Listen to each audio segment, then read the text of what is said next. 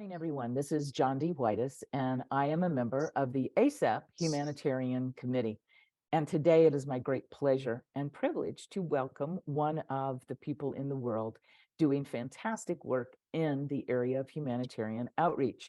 It is my friend Placide Nkubito, and he is of Rwanda, and he is the first trainer of our friends at Peaceful Heart, which was founded by Gunilaham and Ulf Sandstrom, and they are, of course, ASAP members. And so it is our privilege to bring you this today, an interview with someone who is not only trained in this work, but is at work every day in the field of humanitarian outreach. So I just want to say thank you for taking your time today, Placide, and welcome. Thank you so much for having me, John. It's my pleasure to be. It is a great pleasure. And for those of you in the US, we're going to be welcoming Placide here to the US. But in the meantime, I wanted to ask Placide, with those of you who don't know much about our humanitarian outreach nor about Peaceful Heart, I thought I would say, Placide, what motivated you to become a trainer for Peaceful Heart in humanitarian outreach? What has motivated me, when I learned the tapping, I was traumatized, but I didn't know that I was really traumatized. Since one day I attended the training where they were mentioning the symptoms of stress and trauma, was organized by a friend. So out of 30, I had 28. And what they did to me, they just prayed for me because it was organized by faith, organization based by faith. And then after a few months later, I met Gunila, who is the founder of Peaceful Heart Network, who has been in Rwanda teaching the tapping, which is called the trauma tapping technique. When I saw her into the cafe, I just told her that you look like somebody that I can ask a question. I told her I think I'm traumatized. Then she was doing like, shit, how did you know this? That's what I've been doing here. So I said, I want to heal. I want to heal my trauma. So she taught me. When I found it, the technique that she has been teaching here, it works.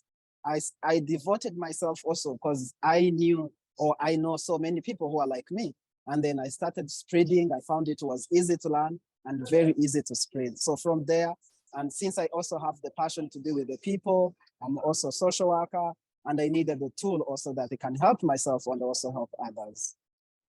I just been so impressed when I started practicing this tapping on myself. I experienced a very tremendous healing and change.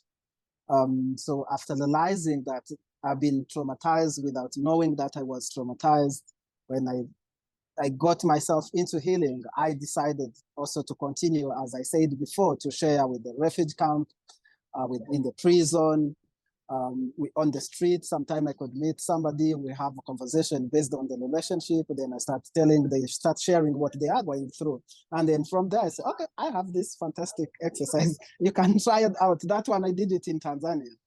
And then from there I teach also to the church, to the community.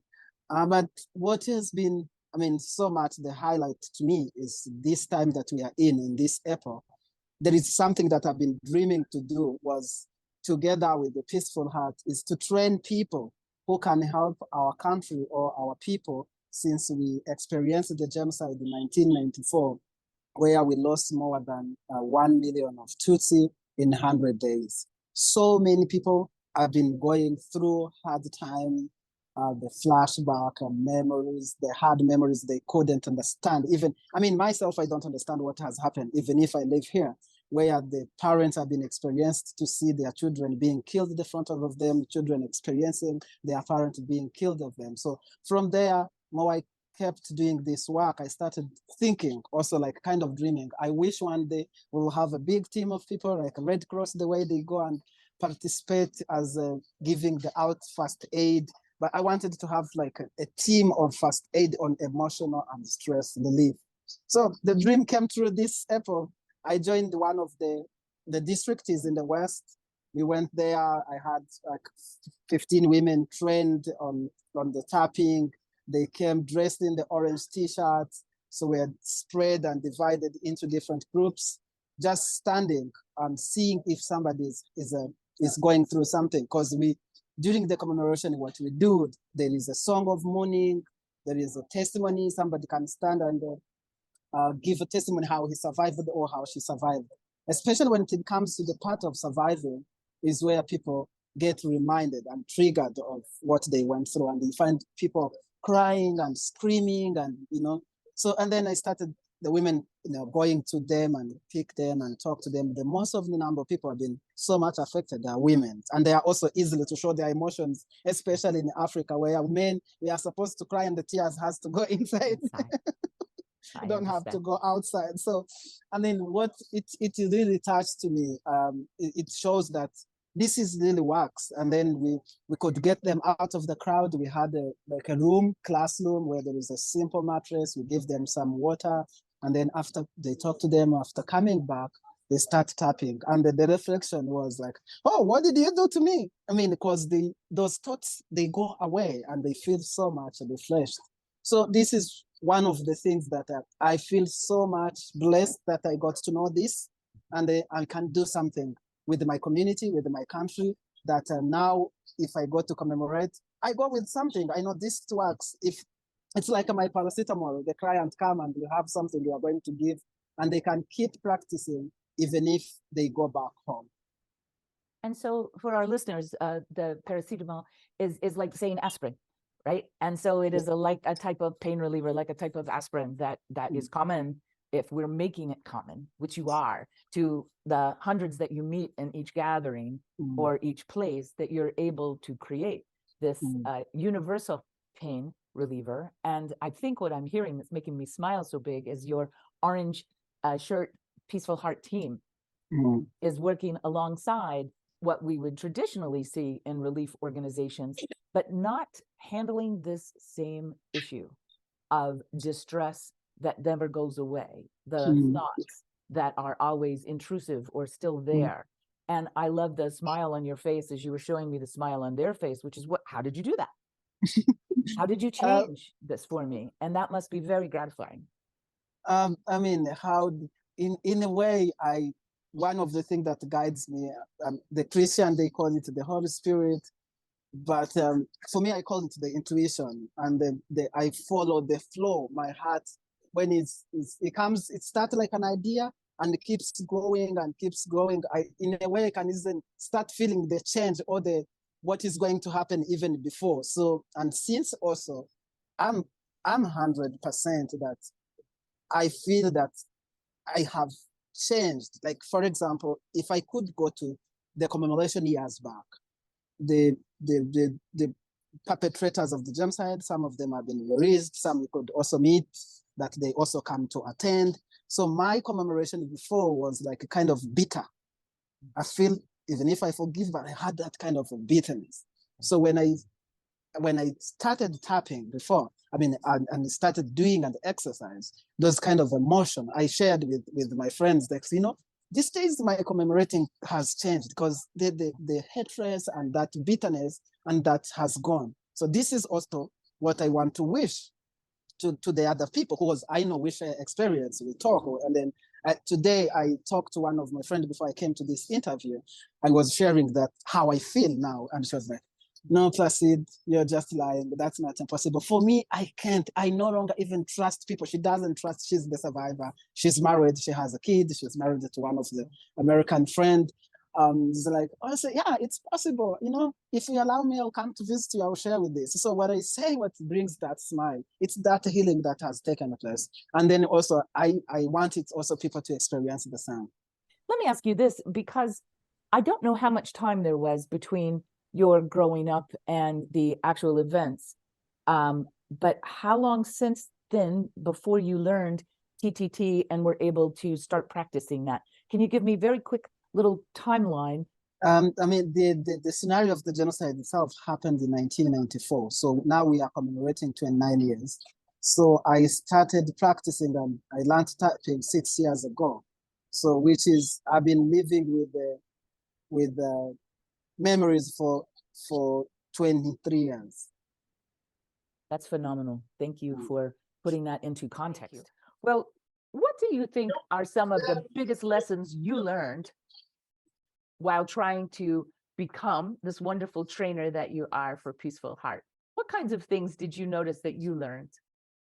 The number one that I learned that people, we are different so much. I didn't know that before. In the way we understand things, in the way we see things, and also culturally, since I've been going to so many places, what people value is different to what I value. I learned so much to listen to the other people, to not to go to the field as an expert who has something, also to listen to them, to build the relationship. Sometimes I could go when I'm going to teach the clapping, I just sit there, I listen, and then later I just introduce what I came with. But first I learned to learn when also I'm sharing this. Also, another thing that also I learned was most important to me is healing is a journey. I love that. Healing is a journey. It's a journey even to myself. I still realize that there are some things that I went through in the past that I'm still dealing with. That being a trainer, a person who is helping, it doesn't mean that I'm better than the other people. So also I learned also I can make mistakes in the process of this. Then I realized back that, okay, next time I'm gonna do it better than that. And also allows the accountability, people to come, to involve the other people also to be part of this. Lovely. Well, you put the human face on it. Humans make mistakes. Yes. And healing as a journey that every human decides to undertake or not. And I think the beauty of humanitarian outreach is that often they have a desire to feel better, but they don't have access, or they don't know how. Yeah, they don't know how. Right? And so this is what the outreach means to me, is we are going out to places where this might be the case, and we are offering to give those services, especially to places where they may not be available, until we tell them we have an offer for you, you might like to try. Yes. Right? This is something I say often. I say, many people have found this to be helpful. I'm happy to show you so you can decide for yourself. What do you say that is similar to that in your field work? Yeah, what I say is like, I have very fantastic tool that has helped me myself, that is very useful, and also the places that I've been, it has helped them. And then if you want to learn, I'm here to teach you and to learn together with you and practice together. It's very simple and it's very short. So would you like to try out? Yeah, most of the places they say yes. Yes. While we're at it, one of the things we love the most about trauma tapping technique is that it's one of an area that we call emotional first aid, but is actually body first aid and emotional first aid, because they go together. Yes. And in the places where you travel, there are so many different languages. And so perhaps if someone listening does not know about how trauma tapping technique deals with so many languages, could you speak to that for a moment? Yeah, like for example, recently I was in South Sudan, so they speak Arabic. I don't have an idea about it. I was moving around and wanted to reach out to some kids. I just introduce it in terms of game. So I go with the balloon most of the time. Then when I start throwing up, then I gather them like attractive without speaking. Then we start practicing, doing the tapping. I show you. And then people use it, even if I can't get the feedback, but you see how they start smiling, and the language barrier, it has taken off. Yeah. You can show it to people and they do it for themselves. Absolutely. And when we take off the language barrier, you've named one way you can attract their attention, and that they will follow just because you've attracted their attention. But there is also the idea that trauma tapping technique does not have words. Yeah. Although sometimes we might need a local who does have language skills there to tell people, hey, someone has something interesting to offer. Would you come listen?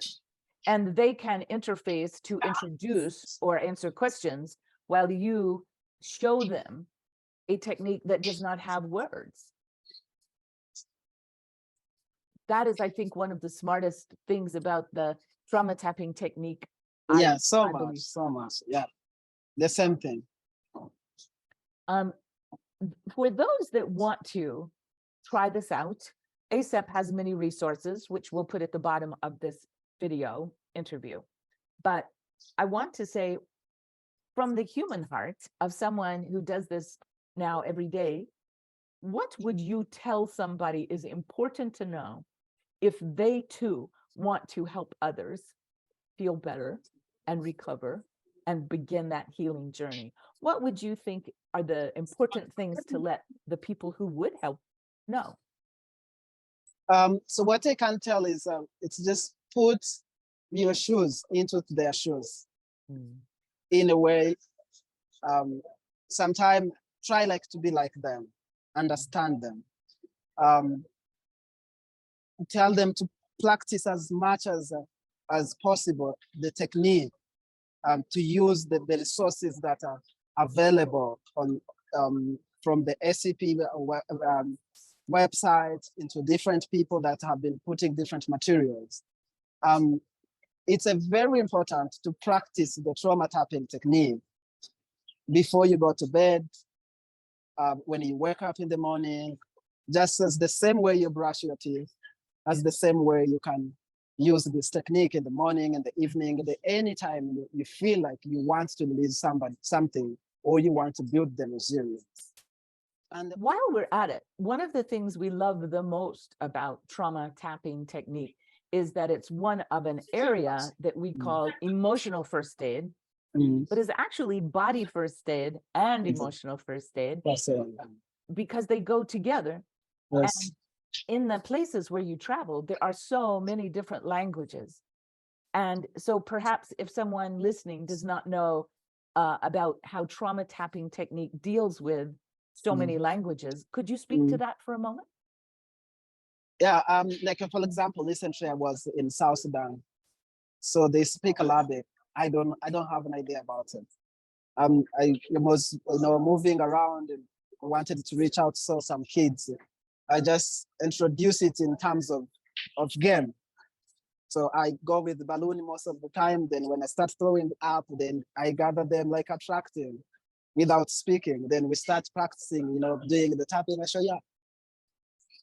And then people use it, even if I can't get the feedback, but you see how they start smiling, and the language barrier, it has taken off. Yeah. You can show it to people and they do it for themselves.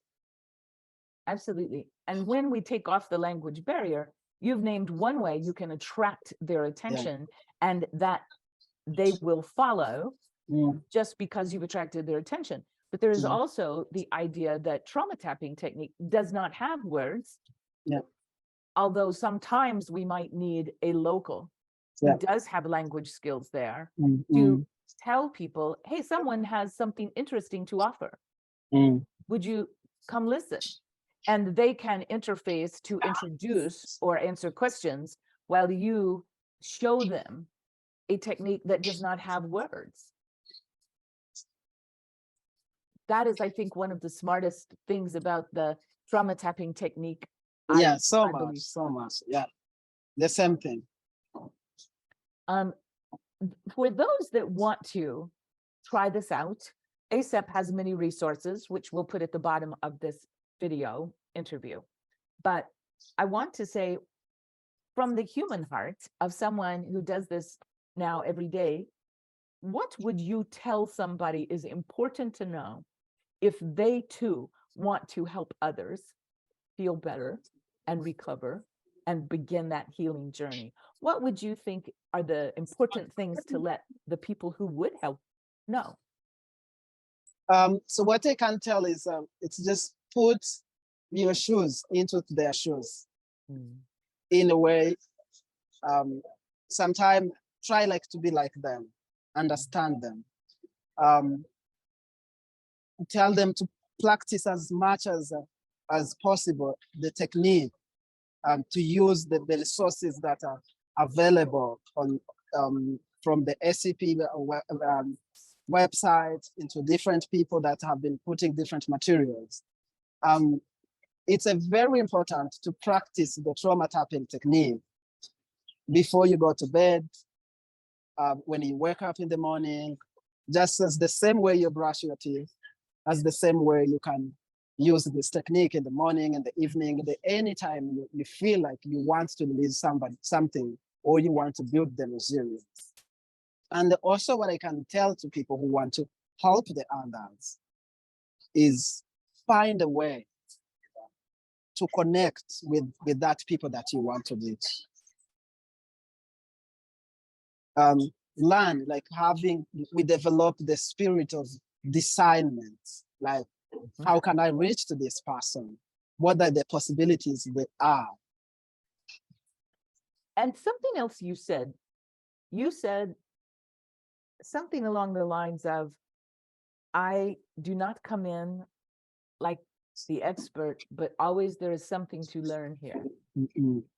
Could you speak more to that? Because I do think when we have practiced so much and we have something we want to give someone, we often come in like we know what to do and we know everything about them, when in fact, I think what you said was very important to being successful to introduce these.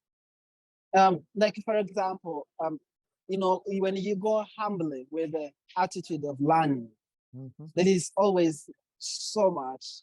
People are from different culture. Like for example, when I traveled to South Sudan previous week, I found out there is so much similarities of the culture from our culture. So by sharing that, it created so much acceptance for myself to be accepted in that society, where I made the connection from different organizations. Then 1 week and then 2 days later, they invited me to have a training with them.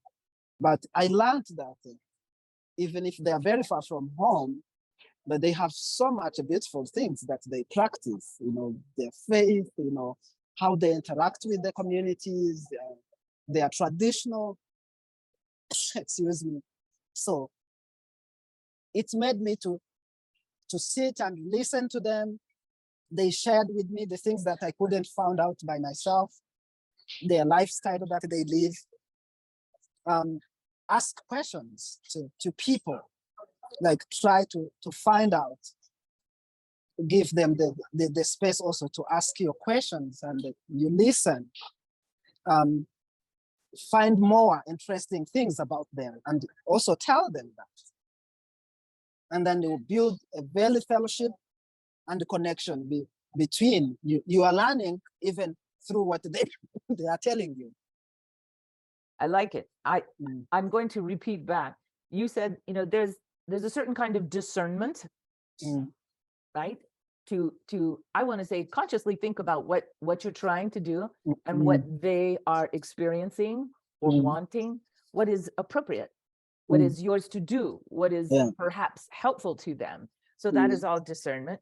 Asking questions and then giving them space to actually answer so that you can learn and they can teach you. And that I love the fact you said you are building connection and fellowship about that which is similar as well as that which is different. They are teaching you as much as you are teaching them. Right? And there's something that you didn't say but occurs to me. You did say go humbly. I love that. And the other word that was coming in my mind was and respect. Respect them for where they are and what they've been through and what they might or might not choose to take from your offer. I like I can feel this in you, even if you don't say the same words. You are giving it to me. And of course, as energy workers, we do feel energy, that frequency of respect. I love that. Thank you.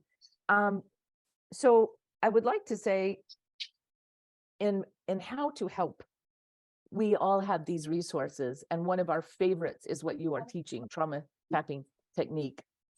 So we will provide those resources. And can you say a word about peaceful Heart Foundation. And because that is the organization you work for and the founders are members at ASAP, I think it's a wonderful thing to go ahead and talk about what you've chosen to do with your life and work for them. Say a little bit, please, about Peaceful Heart. Peaceful Heart is a Swedish NGO, nonprofit, that has been a bridge, or if I can say, like, a very network of connecting to individuals here in Rwanda, in East Africa, in different places, to share this technique, which is TTT, reaching people, finding them where they are, into their communities, into their homes. That is where we did the training, in the people's homes, with using the little resources that they have, into the prisons, in a very simple, generous, warming, with the much consideration of people who they are. I mean, with accepting and connecting. So it is based with the relationship, building the relationship with the different people, with different organizations. That's how was able to reach as much as possible. We have reached so many thousands of people in the prisons, in the church, with the other organizations, in the refugee camp. So using people that we know, or the people who know somebody, that's how we manage to reach far, with the support of different people, with this our commitment, with the working tireless day and night of Gunilla and Ulf every day. So we use a different platform to go far as much as is possible. Speaking of TTT versus the different kinds of tapping that we all do, which are purposefully chosen, this for this, this for this, finding a good fit for the person we are working with. TTT is so beautifully expressed in the African diaspora because of the huge number of dialects spoken. And could you talk a little bit about how does this help you use this with more people and faster? Yeah, the way it is so helpful. I mean, it takes a very short time to learn, and then anybody can learn it. You don't have to say so much. Of course, it looks so funny when you are doing it, but it has an efficient. You have to. It depends with the people, that multiple people, they experience the instantly change. They can have the friction in. I mean, the reaction to it in a very short time. You find people, when we are doing the tapping, then you find people are ironing, or there's having the headache or whatever, the stomachache, and they say, oh, we came here feeling that we are not interested in this. Now I feel like more present. I was having this in my mind. Now I feel like I'm here. So, and it's, if I say whatever exercise that we want, whatever activity that we want, we are gathering somewhere, it's a good way of starting with your meeting, with the training, with the fellowship, with the conversation, or in class. We advise teachers, if they know, I mean, since there are so many domestic violences that has been going on into different communities, we make that awareness to the teachers. I make that awareness to the teachers. And so, sometimes you may find kids are coming to school with a not very good mood. So it's a very good exercise, because you don't know what they went through during the night. So let's start warming up ourselves. Let's refresh ourselves with this exercise. So it's so easy to teach, so easy to learn, and it takes short of time, if that's what I say. I appreciate that. Thank you. And I can see that happening. I believe that we're setting the groundwork for, it's a multitasking tool. There are many places to use it, including in preparation, not just repair. Just give me a second. I ask to put on the radio off. Excuse me. Go ahead. That's okay. Thank you very much for doing that, so that we've got real clarity around this. Yes. This multitasking tool that can be used for so many different things and situations for clarity, for preparation, for restoration, Yeah. and can be introduced, like you said, in many kinds of places, because it's not language dependent. Yeah. Right. And that would also take out what we finally perhaps have come to now about it's not the language we use is culturally biased in so many ways because this is just our culture and it is we are blind to it. Yes. So thank you for that. The last thing that was on my mind when you were talking was tell us about for the humanitarian outreach person themselves. They don't have to be a professional to have vicarious trauma, to have compassion fatigue, to be burnt out from their efforts. Please say something about that from your point of view as an active humanitarian worker as well as a survivor. What about for you? I mean, thank you so much. We joke about it with the friends, especially the people when I'm training on this tapping. It says, okay, so it would be really weird if you became so much stressed and traumatized and you consider yourself as a healer. So you have to take care. That's why when we are in Congo, we learn these greetings that we clap. I don't know how I can do it since my phone is not standing, but I can find a way. So we just do like this. So it says, I mean, take care of yourself and take care of others. So I practice every day tapping, or most of the time when I'm going to start to go somewhere, I do it for myself regularly to make sure I neglect if I listen, or I do it together with the client. They can, or with the people that I'm speaking to, they can come, okay, after the training, somebody comes, okay, I have something to share with you. So of course I'll make a room for that person. And then after listening to the whole story, then we just do exercise together.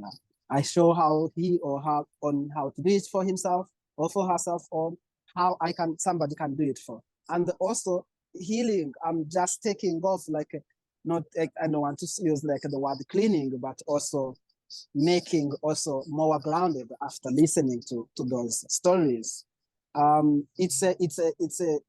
example, if I give you an example in the prison where I go most, that was the most challenging part to me, where at my age to go hearing those stories of people who participated to eradicate and to sweep up the whole country.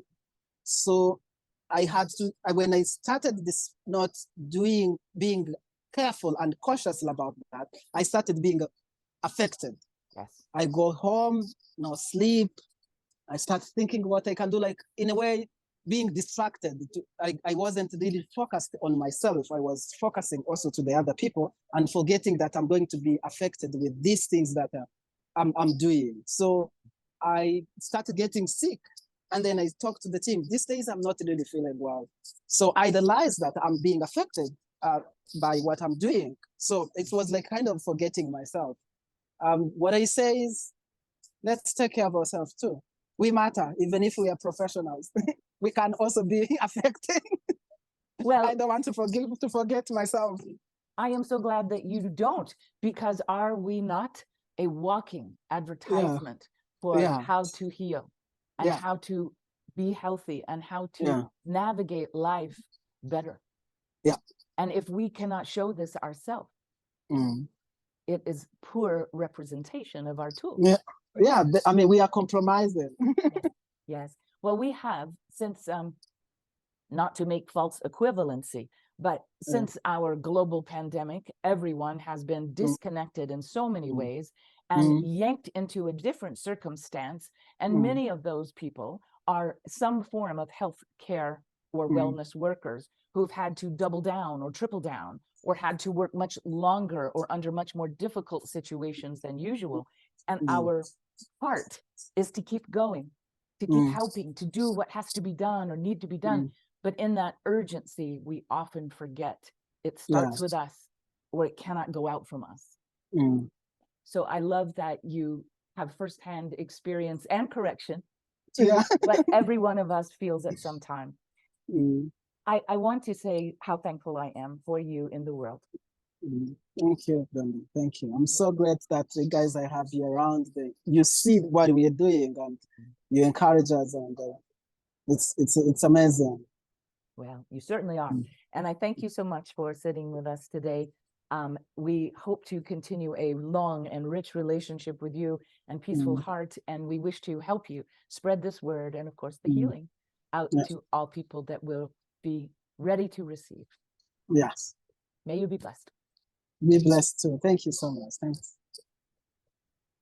Bye, Jondi.